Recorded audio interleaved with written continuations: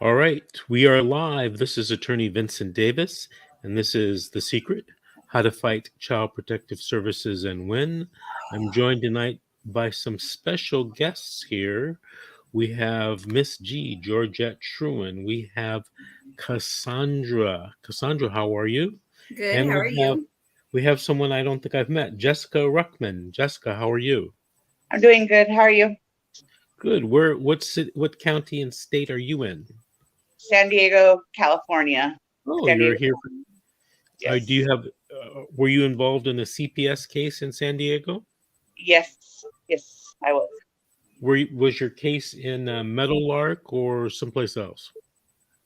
East County. Oh, you're East County with. Yes. Well, I won't say his name, but he's a very well-known judge out there. Yes, he is. Do you still have a case going on? It's looking like jurisdiction's going to be terminated very shortly here. So I'm on the ending in scope of it. So, do you have your children back with you? I have the child originally involved back in my care. Yes. Okay, that's very good. Yes. Very good. How would you rate your experience with CPS on a scale of 1 to 10, 10 being the greatest thing in life? And a 1, if that's the lowest I can go. Okay, that's about the lowest you can go. I guess you could go. Well, yeah, I said 1 to 10. Yes. How long was your case open? Since November 2020. Okay. Yeah. We're gonna get back to you, but if you have any questions, please let me know. Please think of some questions that might benefit you or the audience. Before we go too much further, this show is nationwide, worldwide actually, because it's a live stream on social media platforms. I think there's 8 platforms we're on this evening. I want to say a prayer for those folks in Florida. I've been watching the news, and it's bad with a capital B. So prayers going out to everyone that lives in Florida. And it seems like that hurricane is affecting the entire state. It's so large and so wide. So hopefully they're going to make it through without too many problems, but it doesn't look good from what I'm seeing on the news. All right. So, Miss Cassandra, how are you? Good. How are you? Doing good. What's going on with you today? Not much. And got to talk to my kids today, so I'm happy about that. Oh, that's great. Yeah. I didn't know this, but the other night you said that your kids are older. Didn't you say that? Yes. Typically when children are older, it's easier for you to get them back home. You and I should have a private conversation so I can give you some tips and pointers on what to do, because I've talked to you several times. I've been on these live streams with several times, and I have to be honest. You don't seem like the type of person that would be a danger to kids, especially teenagers. So Yeah. I'm wondering like what's going on with her case. What county and state are you in? San Bernardino, California. Oh, okay. So you're over there on Gilbert Street or Gilbert Avenue. Yeah. Just so you know, she's really good people, Cassandra. She's very smart. She's very witty. She's an artist. I just love her. Like, seriously, she's like, I don't know what to tell you. She's amazing. Cassandra, you're an artist? Yes. Like drawing or sculpting or Painting. what? Painting. Okay. Oils, watercolor, acrylic? Acrylic. Oh, okay. Do you have any like paintings you've done that you sell or anything like that? Oh yeah. Actually, I have like my mom uses her whole house, decorates her whole house with my paintings sometimes. And I've actually given a lot of paintings away because I paint so much. I haven't really sold anything, but they're actually really good. It's something that she uses to heal, like to help her, basically. Cassandra, about 15, 20 years ago, a distant relative of mine who always, drew and painted and stuff, started selling his stuff on the internet. And today it's a full-time, business for him. You've never heard of him. And if I told you his name, you probably never have heard of him, but he sells his stuff on the internet. And, his paintings range anywhere from like 750 to 1500 to $3,000, stuff like that. But, that's what he does for a living. I mean, he enjoys doing it. And when he does it, he just puts it on the internet and, people buy it. Yeah.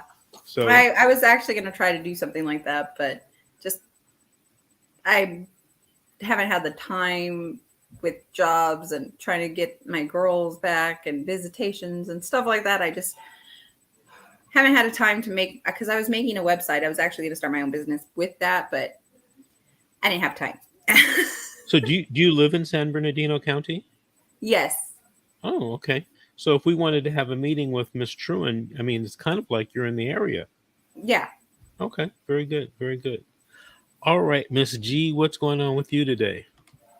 Wait, what? Have a meeting with Miss Truan? What do you mean by that? I said, how are you doing today? I'm doing fabulous. Just It great. wasn't a trick question, believe it or not. I'm doing great, Mr. Davis. Good, good, good. Does anybody have any questions they want me to answer before we move on with the show? Yes, I do. Okay. Okay, what could you explain to everyone what when the judge may set an interim hearing, what does interim mean? No, it's interim. Interim, wherever. Interim. Yeah. Interim. Usually interim hearings are non-statutory hearings where the judge wants to get a progress or some type of report or keep an eye on a case, so they have the hearing more frequently.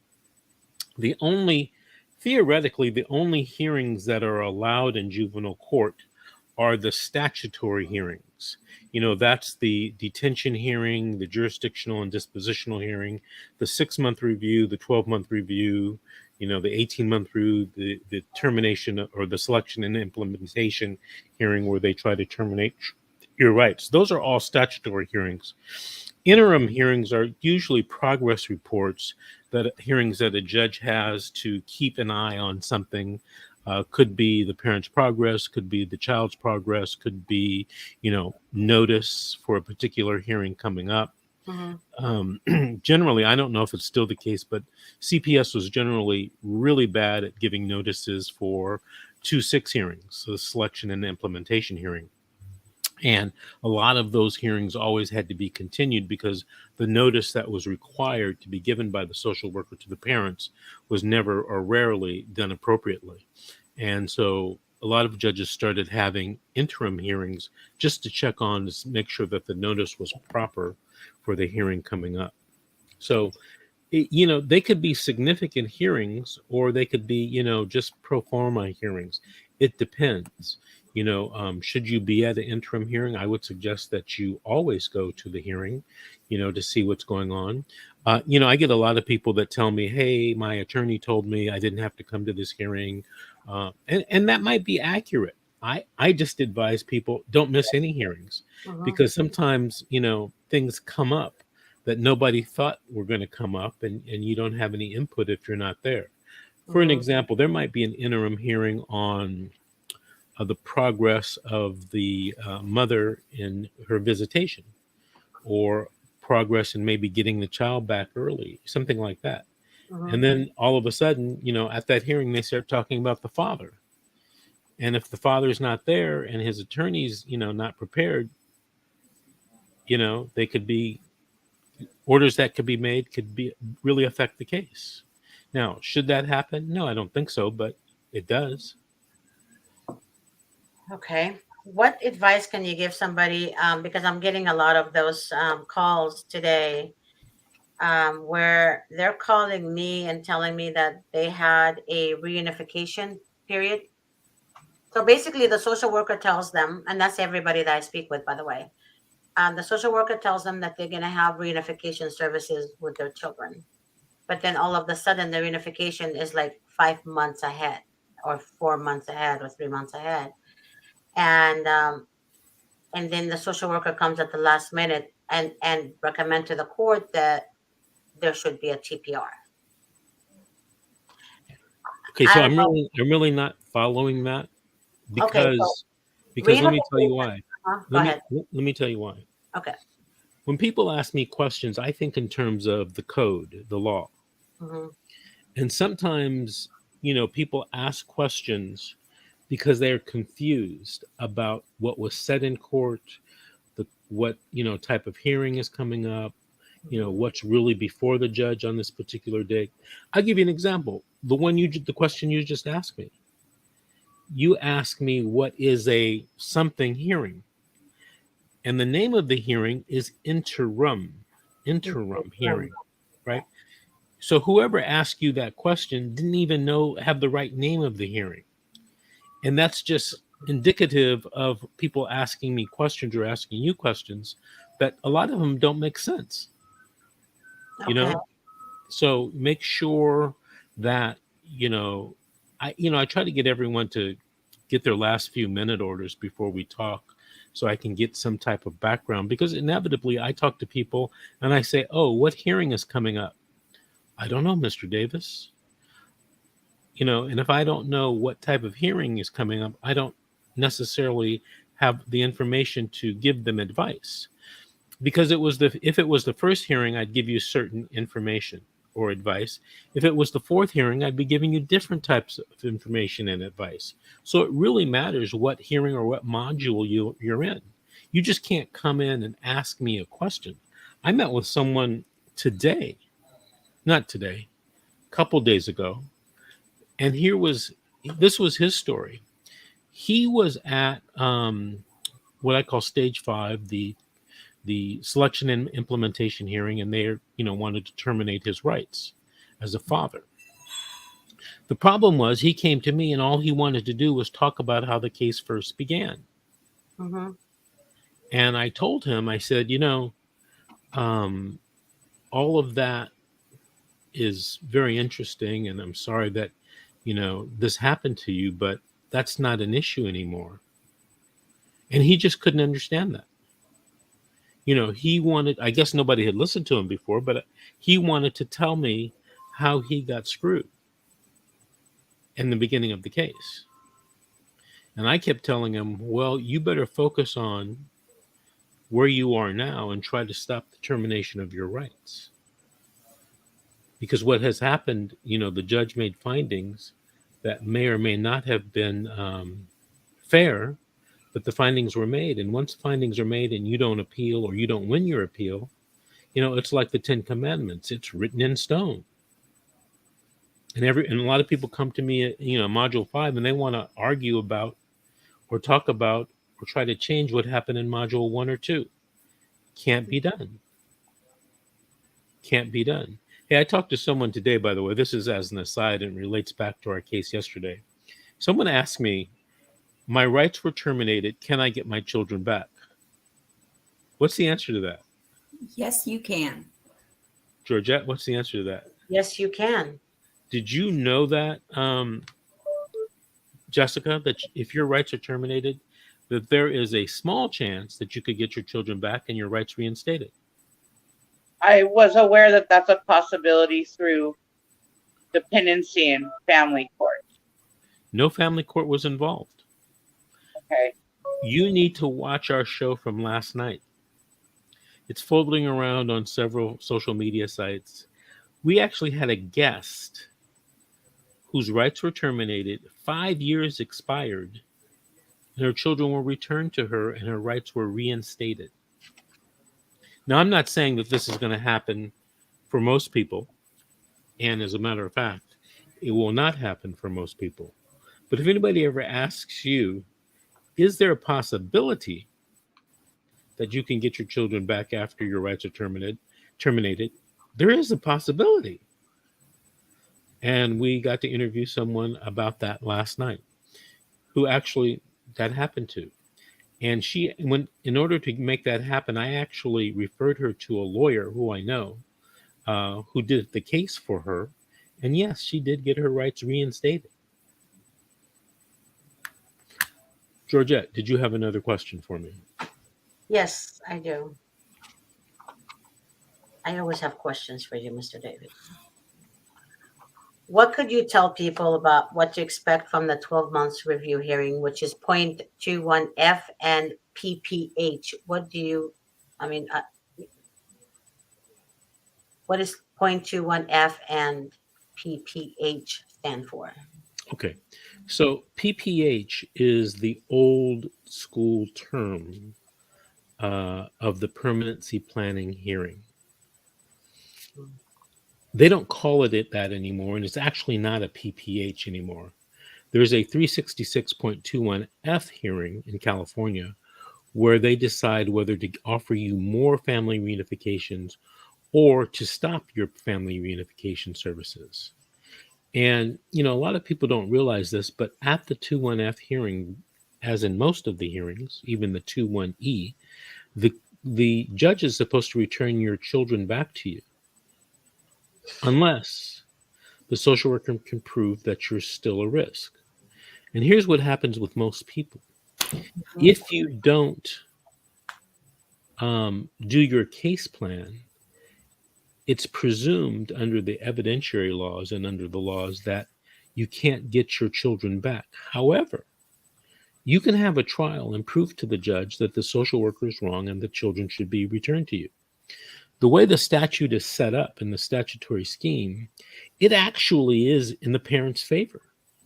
A lot of people don't know that because a lot of people go to the 21F hearing and they get advised for whatever reason, hey, let's not have a trial. Let's just agree with the social worker and try to come back in 6 more months or try to file a 388 before we terminate your parental rights. Mm-hmm. A lot of parents, go, oh, okay. I tell people, hey, if they're not recommending giving you your children back at a hearing, you need to have a trial to prove that the children should be returned. By the way, even if you don't, or even if you haven't completed all of your services and the social worker recommends the child not be returned, it's just a presumption. And presumptions in the law can be overturned or can be shown not to be true by you testifying and presenting evidence. I give you an example. Parent was supposed to do individual counseling. And at the 21F, the social worker said, nah, she never finished her counseling. Like, can you ever finish counseling? I don't know. She was supposed to do 20 sessions. She had only done 14. Right? And the parent brought in the counselor who testified, about 20 minutes on direct exam by the mother's attorney that the mother was doing great, even though she didn't have 20 sessions. 20 sessions was just something that was thrown out there. Nobody knew if you needed 20, 40, or 10. And the testimony by the therapist led the judge to believe that the mother was no longer a risk to the child and return the child. Now, unless the mother had a trial to bring forth that witness and to show the judge that the social worker's recommendation was inaccurate, the child or children wouldn't have been returned at the 21F hearing. Okay. Jessica, hold on. Jessica, are you raising your hand? Oh, okay. Okay, so I have another question. Go ahead, Sandra. Yeah, you just described my whole situation that I'm having, actually, and I'm so happy like I got that information right now.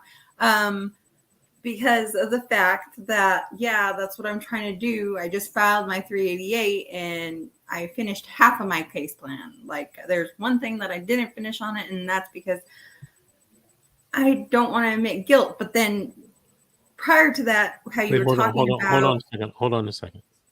Okay. There are several cases, appellate cases in California, that say you don't have to admit guilt to get your child back. Well, they want me to do again. What? Yeah, you don't have to admit guilt. Yeah, they're wanting me to do classes, and like they did this cookie cutter case plan with me just off of allegations from somebody, and then I didn't know I could appeal those allegations. So it got set in stone, like you said, like the 10 Commandments. They said that I was a drug user and that I needed to do outpatient drug program and go to NA. And I'm like, well, I really don't want to be around people that are doing drugs or were doing drugs if I'm not doing drugs, and I don't feel like I need to go to those kind of places. Like that would just be, here's the easy way to win that case, Cassandra.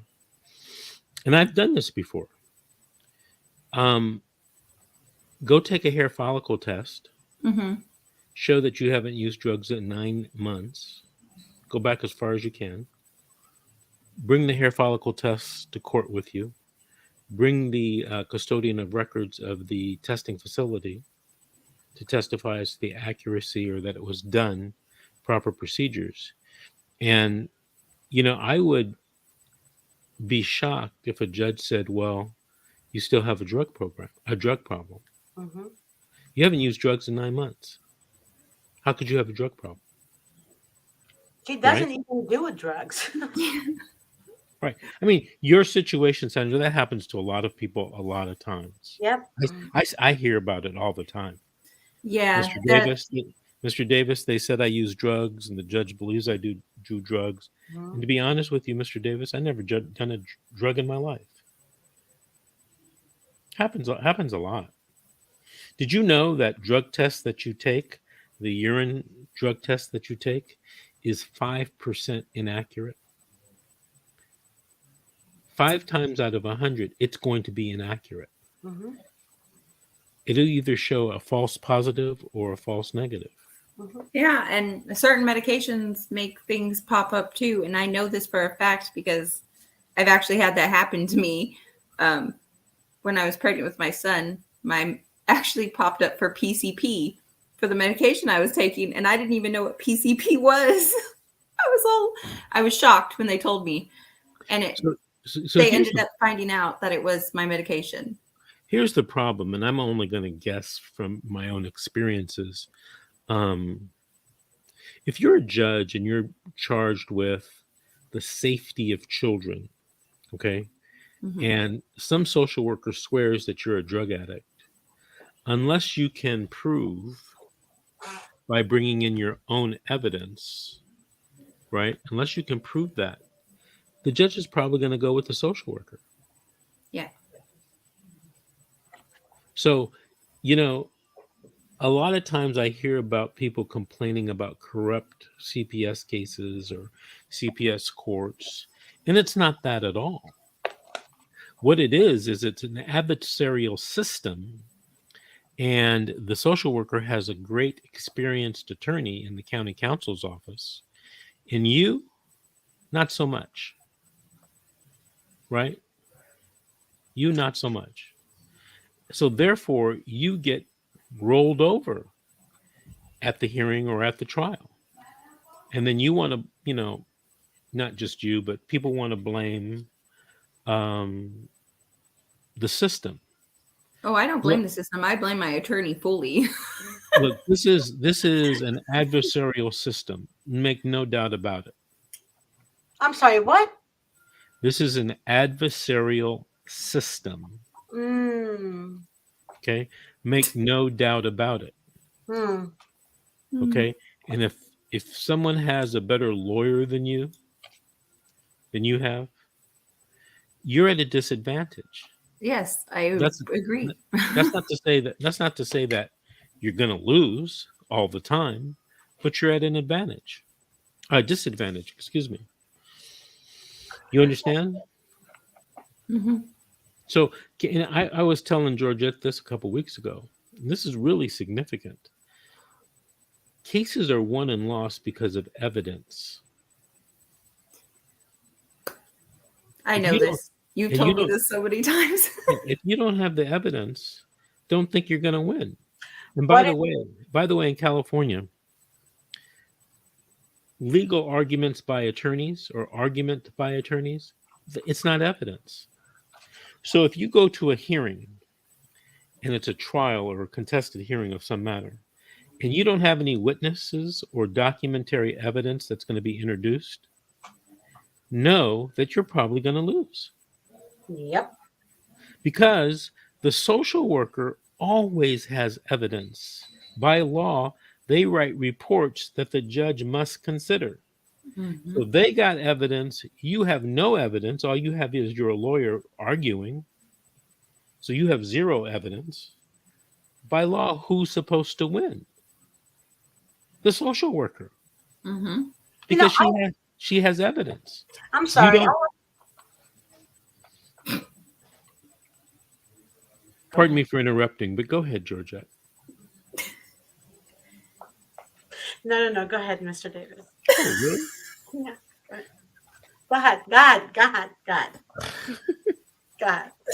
Okay. Jessica, do you know what I'm talking about? Evidence. Does that make sense? Yeah, I actually kind of had some stuff happen in my case where evidence was put in the report, but it was never acknowledged in court, if that makes any sense. Thank you, Jessica. Yes, and we take it to trial, and of course we get what we want right before trial.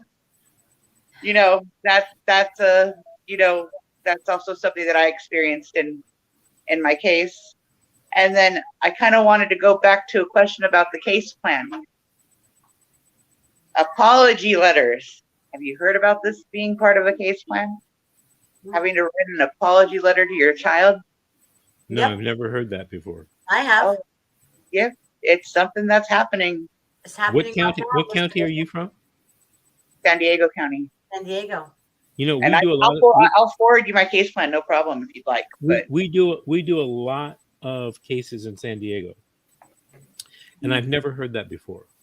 By the way, if a judge ever ordered an apology letter, I would file an appeal. I don't think that's proper or legal. That's just my humble opinion. and when I asked, because I was like, apologizing to my daughter, whatnot. So obviously it took me a minute to get a hold of my attorney, county appointed But attorney. wait a minute, Jessica. Yeah. Did you appeal the order that made you write an apology letter? Yes or no? No. Okay. Then when you don't appeal, Jessica, what happens? It becomes the 10 Commandments. Yes. Yeah. Okay. I wasn't aware that wasn't, anyway, that wasn't brought to my attention that it was an option. We brought up the case plan. So it was a question that I figured I'd ask, because there might be people out there that needed your answer. So, yes. But Yeah, you know if what? I knew I could appeal. Yeah, you have 60 days. If you pass 60 days, it's over with. Got it. But here's the thing, and I'm going to say this, and I know it might irritate Miss G, but I'm going to tell you something.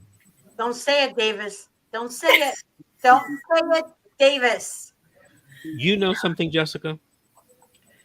Most parents rely on their attorney to tell them their rights.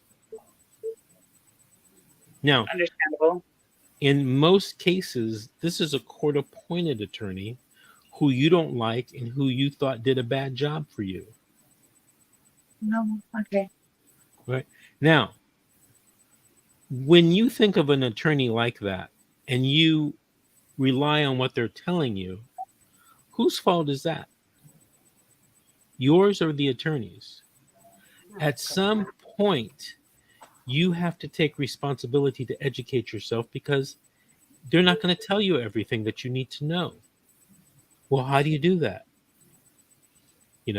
That's a difficult question to answer. No, I understand where you're coming from, and there was other things in my case that I was able. But we'll discuss that when you're ready to. That I was able to educate myself, I guess you could say. Good. Good. Thankfully. Are you willing to share that education with other parents? Yes, and I have. I have shared it with a couple other people that had cases that weren't aware what I was, that at the time that it occurred, I wasn't aware of. And it pertained to testing. It pertained to testing orally. and it pertained to test. And then also, I guess another question I had for you is, how do you feel about nail follicle tests? Nail follicle? Yeah, you heard me. Nail I follicle. never, I never heard of that one.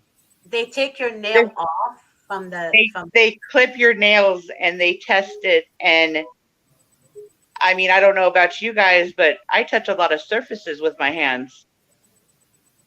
And Yeah. Yeah. I bet here's something I bet you don't know. Okay. A lot of people don't know this. And when I've mentioned it in court, I get this kind of glazed over look like, what the hell are you talking about? Did you know that if you ever test positive in a CPS case, that you have the automatic right to have a retest? And that you have the right to have your own testing facility test the specimen, whatever it was? I did not know that, and I was denied the funding to do that. No. Through the agency the agency objected to using resources for that case. Well, you should have appealed that, because the agency is responsible for the retest, or they can't use the evidence against you. A lot of people don't know that and never mention it. No, we got a chain of custody and there was no FedEx number. I'm not talking about chain of custody. I'm just talking about actual results. No, I understand, but what was fought for was a chain of custody, and the chain of custody was returned with no FedEx tracking number.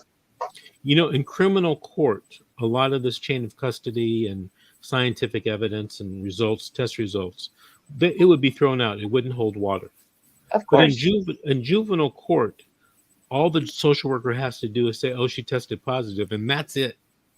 Nobody's interested in the procedure, the science, the chain of custody, the retest. Nobody's interested in that. Why is that, Davis? Why is that, Mr. Davis? Why Because- is the judge doing checks and balances? Isn't that the judge's job? Or are they just sit there, wearing a black robe and sitting on their high knees, just letting the social worker, lie? A judge has a lot of power in our society. Really? Oh, wow. Yeah. Okay. And they can do what they think is best regarding this justice. Really? Yeah, here's what you guys don't realize. If you don't like what a judge decides, you have rights. You can take a writ or you can take an appeal.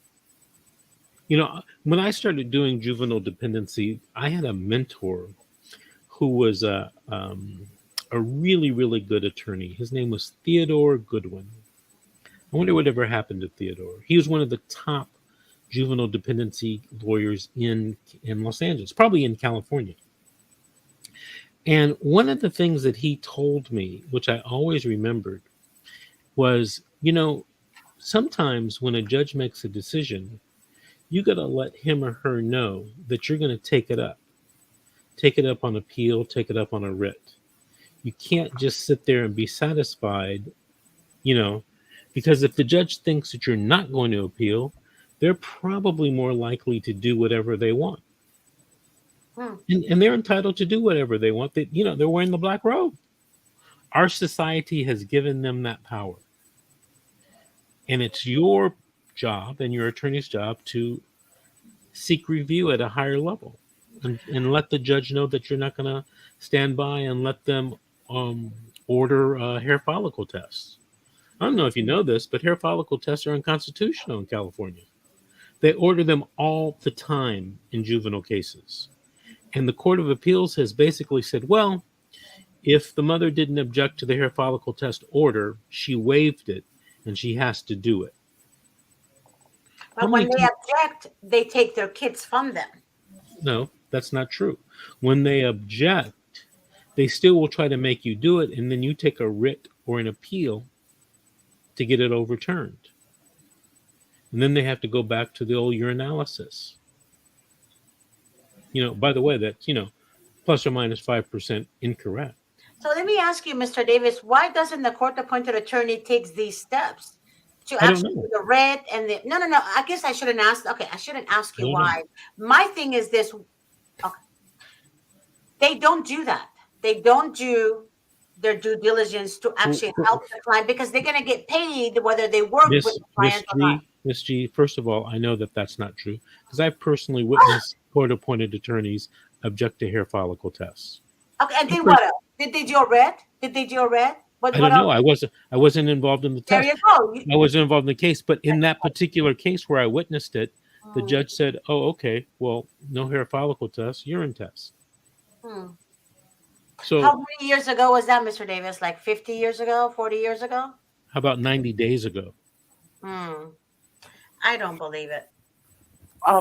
Once the chain of custody issue came into play, my attorney contacted the agency and told them that the only way that they could test me is through UAs from that point on.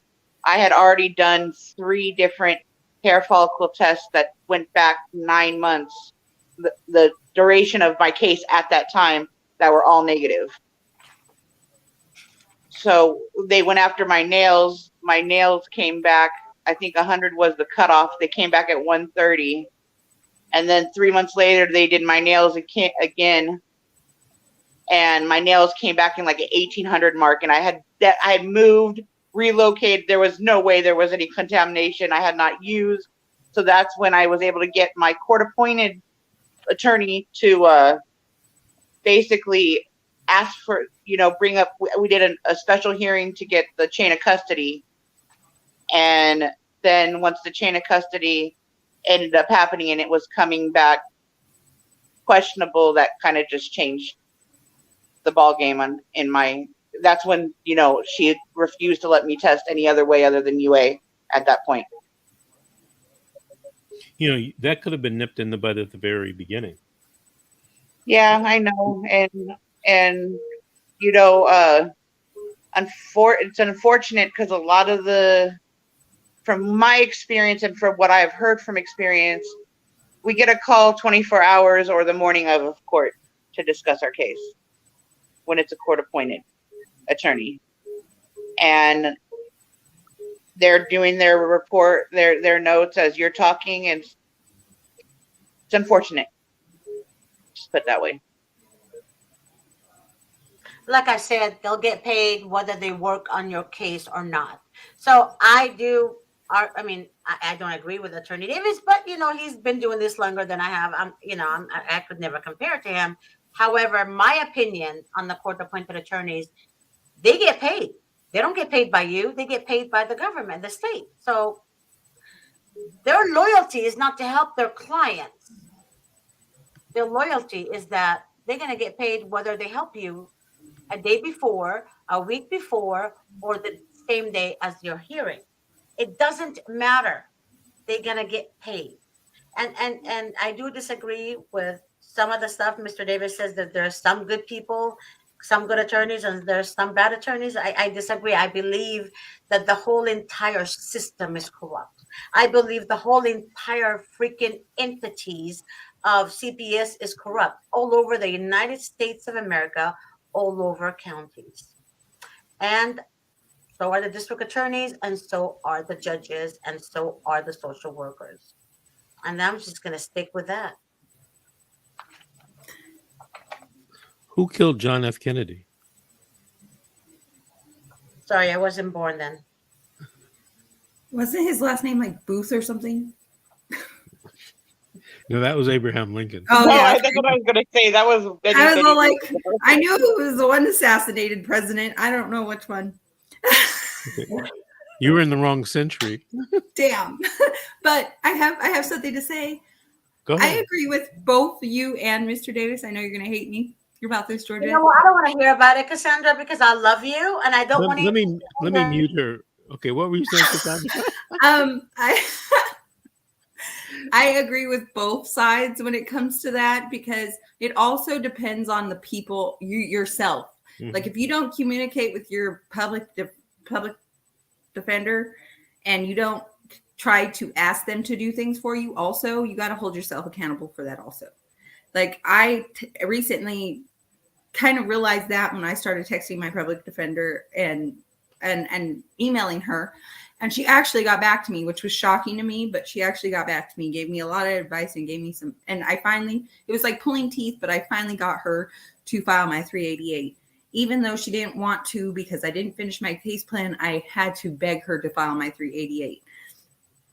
But she did get back to me. And if you continue to like communicate, which you should communicate through emails with your public defender, if that's all you got, you know, and that's all I got right now. So I'm using it to my advantage as best as I can.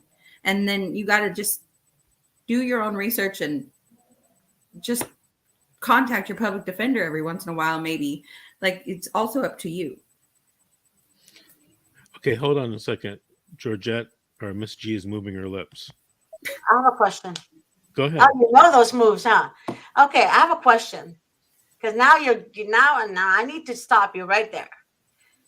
How long has your case been open? And it's been open for 5 years.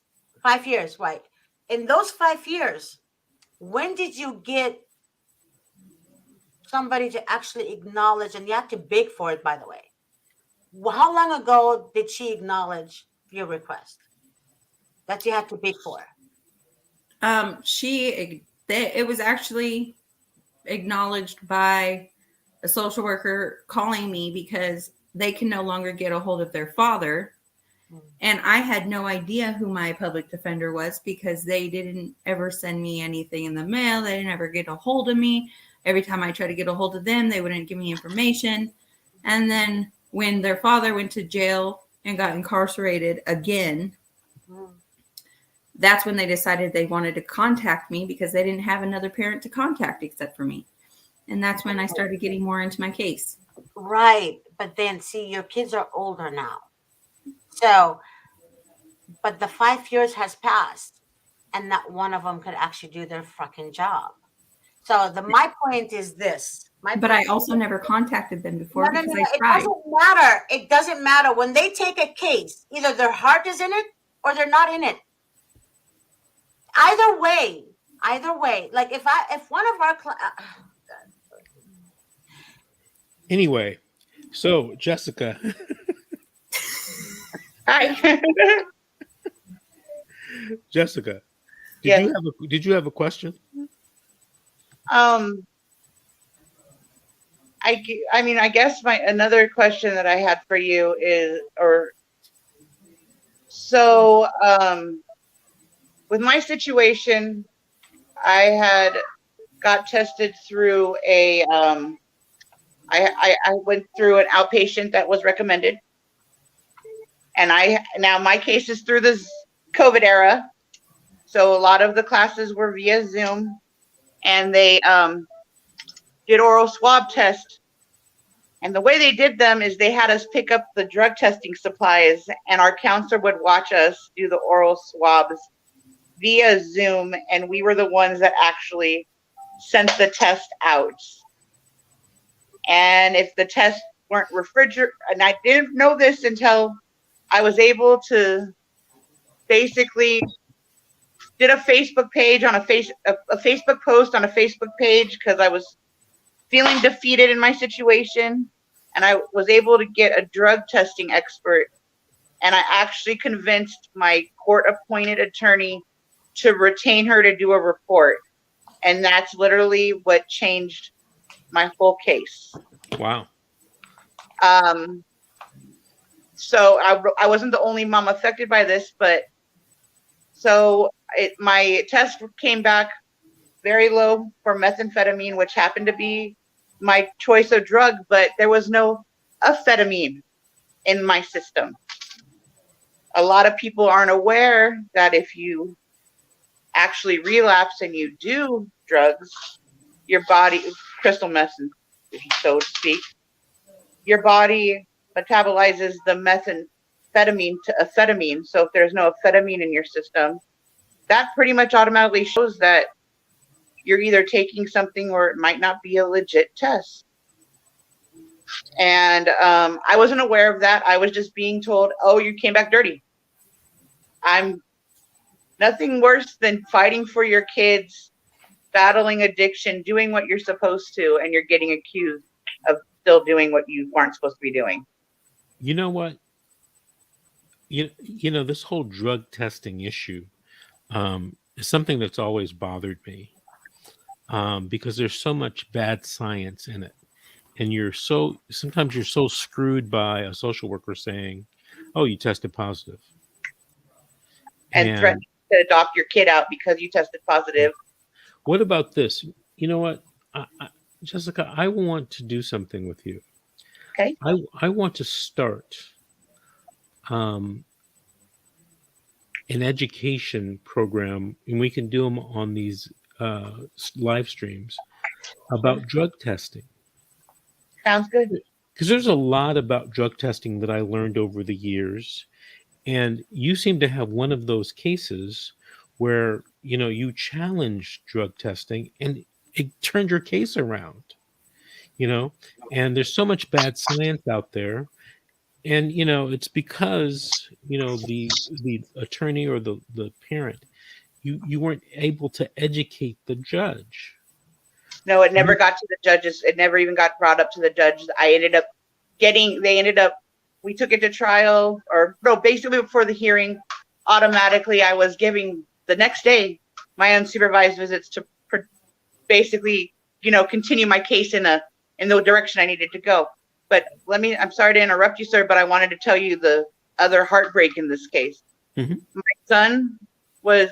My daughter was the reason that when she was born, I had made mistakes while I was pregnant.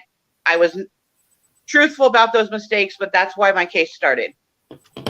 So my daughter was put in foster care, and and my son was with his grandma because obviously I went into labor, whatnot. And I ended up being able to bring my son home, and he wasn't a part of the case. My son was 2.5 at the time, and I basically was getting him diagnosed for being autistic. So due to those false positive tests from the court-appointed services that I ended up getting kicked out a week before I graduated because of those tests, and they removed my son and backed me in the corner and basically told me that I needed to give his grandma guardianship of him, or they were going to petition him, and it wouldn't look good for me, and I'd end up losing both of my kids.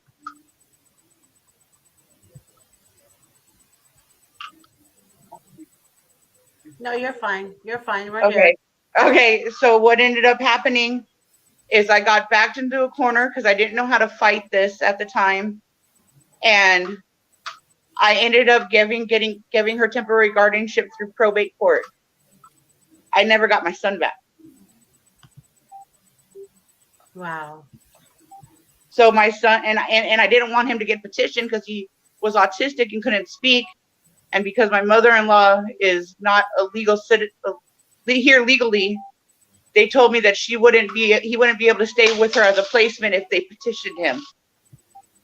So in order for me to save my case with Riley and not lose Riley, my daughter, or lose my daughter, I got hand over guardianship, and now she has permanent guardianship through probate, and we all know how that goes. Well, there's no such thing as permanent guardianship. No, I know, but even in probate, you can go back to court to terminate the guardianship. Without her agreeing to it, it's not going to be very easy, but I know it's doable, and I do plan on doing that. Unfortunately, it's just this whole scenario is unfortunate because I was fighting for one kid and ended up due to false testing, I ended up having to be in this situation. And here now I have my daughter home, and I get unsupervised visits with no overnights with my son. So, but that that's ridiculous, right? It's so horrible. What you should do Mm-hmm. is file a petition in the probate court to modify that probate order to either return the child or to give you unmonitored and overnight visits. Okay. All right. The way the probate laws are written, you have a slight edge in this case. How old is the boy now? 5. So, that's what I think you should do. Yeah. Right. No, I agree. And it is something that is basically baking in the oven. It's just unfortunate that it's sad that if I would have let him go to foster care, he'd be home right now, unfortunately. Right. You All right, Miss G, what do you think about that? What I suggested that she Jessica spearhead some information and research, and we teach people how to challenge drug results, drug testing results. I think that's great. So, Jessica, Yes. this is what I would like you to do. Okay. Um, I would like you to go on Google All right. and research the top 10 things you should know on how to challenge a drug testing result in court. Just in court in general or in dependency court? Independency, right? I didn't hear you. I'm sorry. I don't know. We heard something that Georgette was saying. I'm sorry, Georgette. What were you saying? I'm sorry, Mr. Davis. Go ahead. Go ahead. Go ahead. Go ahead. Jessica, Yes. top 10 things you got to know to challenge your drug test results in a court of law. Got it. Okay. The reason why I say that is because a lot of times juvenile dependency controls what the law is going to be. However, drug testing is one of those areas where the feds, the federal government, has stepped in and said, because of the important rights that you have, that controls the juvenile dependency court. Okay, so that's why I disagreed with Georgette about going this way, making you do your research in dependency court, instead going this way, because the feds control it. Okay, and actually there have been a lot of articles written, really good articles, about how to challenge a drug test. And there's so many articles about it because there's something in the law called the Kelly-Frye test, how to challenge scientific evidence. And that's really what a drug test is. It's scientific evidence, and the law has laid out for us the ways to challenge scientific evidence. And if you come at a judge and you say, hey, judge, under the Kelly-Frye test, blah, blah, blah, blah, blah, the judge is going to have to sit up and listen. Now, granted, they may have never heard that argument in a juvenile dependency court, but believe me, it counts. What's it called again, Davis? The Kelly fries, like French fries, or fry? Or... Kelly hyphen FRYE. Mm-hmm. Okay. And Kelly-Frye is not limited to drug tests, but in my opinion, it's easily applied to a drug test. You got it? Mm-hmm. So this is what we're going to do. We're going to do this step by step over a number of days or weeks. Jessica, you're going to tell us the top 10 things that we need to know. You might even find an article about how to challenge drug tests. I'm sure you're going to. And what we'll do is we'll take it and we'll post it for people to grab and look at. And we'll talk about it, and we'll, tell people, give them ideas, about how to challenge drug tests. Now, let me say this. This isn't going to work for you if you really, were using drugs and then you try to, get it thrown out, because you're just going to lose credibility with the judge. All right. This is for that situation where they came back with a false positive on you and you don't do drugs, and you're like, well, this drug test is wrong. So, we're going to show you how to challenge it. Okay. What do you think about that, Mr. Woodard? Yeah, I think that's actually a really good idea, because I'm one of those people that they just never drug tested at all, and then are just saying that I actually tried to go drug test one time, and then they told me that I couldn't at the facility that I was going to, and then they counted that as an automatic positive. Right. So that's a whole nother issue. Yeah. That's more of a constitutional issue. The worker didn't arrange for you to do the drug test. Do the drug test. then won't admit that she screwed up. So we're just going to stick you with a positive test, Miss Woodard. Mhm. Right. Or if they didn't show up on time and or they went to the wrong facility, address was wrong, then they tell them you're automatic positive. Right. Also. Right. Right. Okay, ladies, we're coming to the end of the show. Any last questions or comments you want to make? Miss Georgette Truan, Miss G. Yes, Mr. Davis, I do have a question. Well, actually, not a question. Would you please educate the public real quick on how to do the bonding study? See, stop doing that. Now, What? see, I'm listening. I'm just you're listening to literally you. smirking. Okay, seriously, this is I have serious. my hands over my face and you say I'm smirking. Okay. Yes. Oh, yeah. Huh. Okay. What advice would you give people who should be getting a bonding study with their children, but and when the social workers try to stop that from happening, so they can prolong their TPR? I mean, the process to get to the TPR to request a bonding study with their child. Okay, so the number one defense in a TPR hearing Mhm. is that you have a relationship with the child such that it would be hurtful to the child, not to you, hurtful to the child if your parental rights were terminated. Mhm. Generally, you can prove that by getting a bonding study. There's some psychologist or therapist that interviews both of you and observes both of you, and they can come write a report, come into court and say, you know what, they have a bond that shouldn't be broken. Okay, it goes a long way into helping you in your mainline defense in a TPR hearing. Can So, I?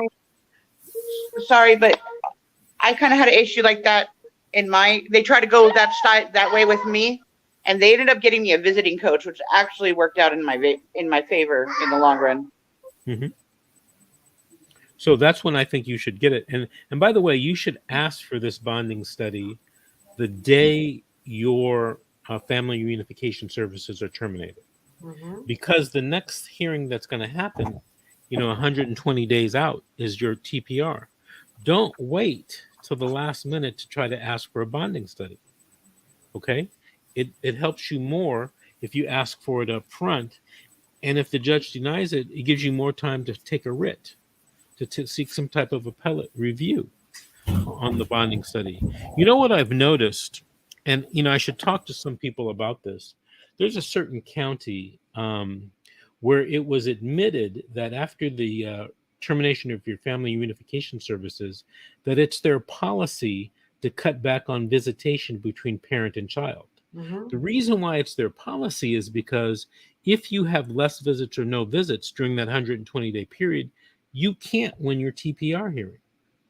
So they, unilaterally change the order and get the judge or not give you your visitation. Because if you have visitation, then you can prove that you have a relationship with the child, that your rights shouldn't be, terminated.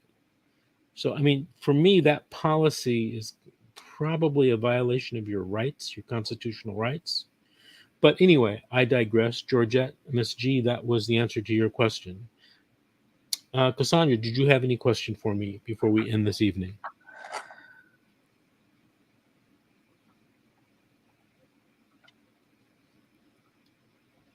I'm muted Nothing like again. being, yeah, Anyways, nothing like being unmuted. I just didn't want to be rude. But yeah, I have a question, but I think I'll wait until next time I talk to you because it's going to be, I'll get off on another whole little. Okay. Well, listen, write the question down, and tomorrow night at 7, when we go online, I'll take your question first and remind me that Okay. I said that. Okay. All right, Miss Jessica, did you Yeah. have a question? Go ahead. When did you want, or I guess, when I do my research, go ahead and contact the same way I contacted originally? No, today is what? Wednesday? Yes. Let's plan on having you back on the show and do a report for us on Fridays. Okay. Okay, make Sounds sure you good. tell Grace though. Jessica, tell Grace. Yes. Okay. Oh, who knows? What am I saying? She's hearing the show. Okay. No. All right. So contact Grace then. See, it's right there. You see it, guys? Right there. Or me. You could contact me too. Because Okay. See that? Cassandra, do you see that smirk on his face? You see that every time I talk? Every time. Look right there. You see it? Does everybody see it? Does the world see this? But he's so sweet. Look at him. Anyway, I want to thank everybody, and we'll see you guys tomorrow night at 7. Good night. All right, Good thank you. night.